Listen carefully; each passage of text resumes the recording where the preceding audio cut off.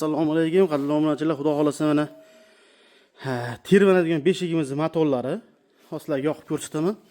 Xo'p, bittasini yoqadigan bo'lsak, Bluetoothga ulanadi telefon orqali.